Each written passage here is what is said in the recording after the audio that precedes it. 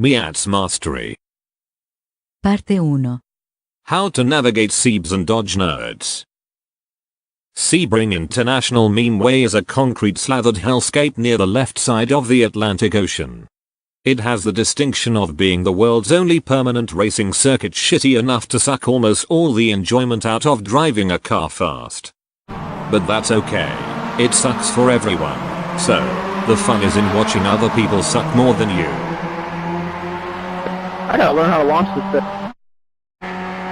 Sebring is what happens if you hooked a GPS to a Chevy Malibu with a geriatric boomer and nagging wife while he muscles around a massive asphalt parking lot, dismissing his wife's input while insisting that he knows where he's going. The course is a strange amalgamation of World War II runway straights, goofball S's, and street circuit alleys lacking any personality, memorable characteristics, or visual reference points, but us Americans love to hear about our involvement in the war effort, so here it is. Sebring rewards a measured approach to car fasting. Most of the corners at Sebring are extremely territorial. Treading lightly on them, so as to not disturb the Sebs, is much preferred to going super hard in the paint and trying to make each lap qualifying pace, which can make Sebs very injury. And it'll pitch your shit into the grass, or a hot and fresh Florida Armco barrier. On the other hand, the circuit rewards creative thinking, and by that, I mean blatant disregard for track limits in search of ways to get your tires to grip up on the horrid perpendicular array of concrete slabs that only by the most pedantic of definitions is a racing surface. The most famous section of track, Sunset Bend, is an ANCAP's wet dream. Here, all drivers are obliged to pay a small fee for transitioning over each piece of concrete at the hairpin, robbing you of your tires, your spinal muscles, and your dignity. Each slab seemingly installed, owned and maintained by a different Baron glad-handing Rick Scott, eager to shoot down any sufficiently ethnic-looking vehicles, protected under the Castle Doctrine and Stand Your Ground law. The track surface was already rippled and lumpy before advanced high-grip prototype cars began to race at the circuit in the 1990s. These monsters absolutely beat this joint the frig up, making portions of the circuit not on the racing line a minefield of car wobbling, wrist spraining, head scratching madness due to the accelerated washboarding effect, high downforce custom tired machines twisting and wrenching the material rolled over in medium and high speed corners such as T1, T10 and T17. Sebring is a hostile environment for a racing car and an exhausting experience for a driver. The best way to experience the wide world of Sebs is implementing a quality practice routine. This means driving for consistent and repeatable race pace, aka starting slow and ramping up to find your limit, rather than outright qualifying pace, aka attacking the Sebs and crashing until you figure out how much to tone it down. You stand to lose a lot more in track position and time from whiffing a corner entry or braking too late than you can consistently gain from driving at the limit when bouncing around Sebring.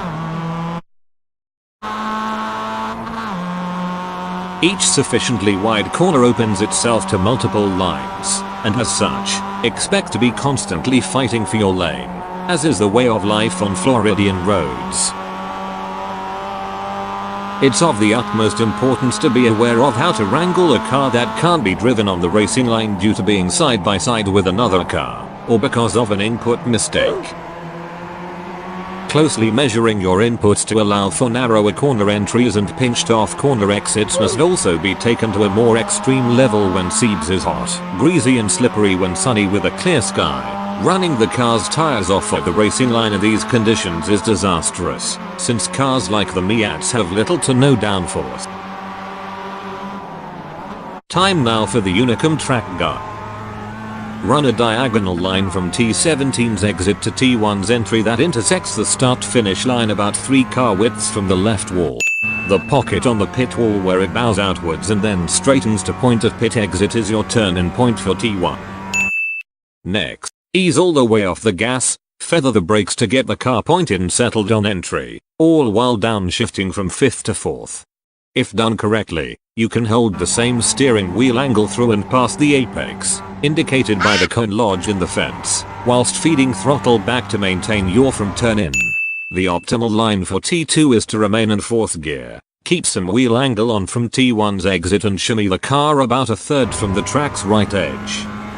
Then, turn the car so it's tucked into the cones, making for the straightest dive into the heavy braking zone for T3. Indicated by the double cones with turn in at the single 100-foot cone. Braking should take the car down to around 60 miles per hour with a 4th to 3rd downshift. Coasting while turning in allows the car to get pointed at the apex of the right-hand flick that follows. The apex curb in T3 is among the most friendly as long as the steering wheel is fairly straight or some care is taken to breathe the throttle as the car clambers over it. There are no wrong ways to clear T4 as it's simply a means to set up the car for entry into T5. Tapping the brake and coasting into a wide sweeping entry with turn in after the small separate section of curb on track right will allow for the fastest straightaway speed down to the T7 complex. Minimizing the amount of steering angle should be the goal here. Miats isn't fast enough to require full track width, so set up half a width from the right edge and hug the white line like it's your waifu until you straighten out, aiming directly at the T7 braking zone. The triple cones at 300 feet. Downshifting from 5th to 2nd. Gradually turn in immediately after the start of the entry curb on track left. Threshold braking allows for speeds as low as 35 miles per hour in order to have the car straightened out for exit. As the rubbered up and skid marked patch in the middle of the track becomes fully visible, this is the time to straighten the car out and shoot it over the T7B apex curb. The alignment stripe on the top of the wheel should cross straight over the T7B apex curb and line up with both the track right edge of T7C. This will run the right side tires over the T7C apex curb, allowing the car to be kept fairly tight against the track right edge through to T8. Miats isn't fast enough to use the whole track width here, similarly to T6 exit. Graze apex curbs of T8 and T9 while using as little wheel angle as possible to draw a straight line towards T9 with no curb contact. Heavy braking into T10 begins at the triple cone.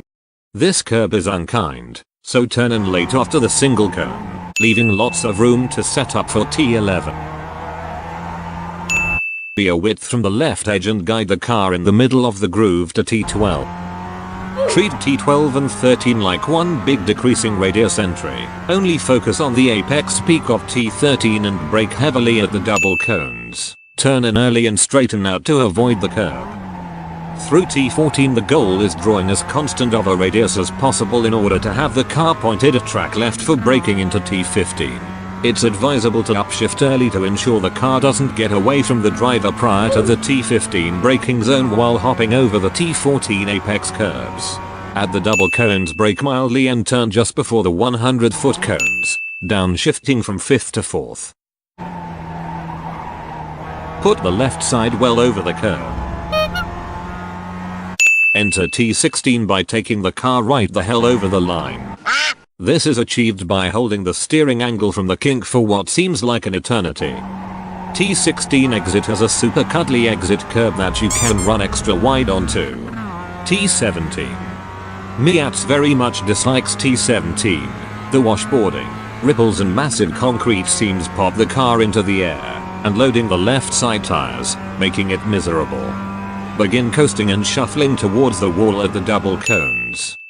This portion of entry is rather straight with only a small amount of steering wheel angle.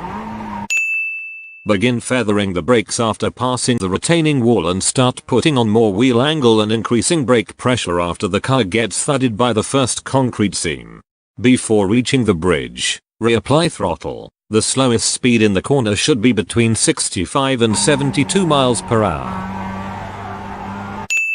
After the bridge, begin straightening out the wheel and letting the car ease out towards the left side of the track. Thus concludes a lap around Sebring, bringing a much needed terminus to this ridiculous track guide.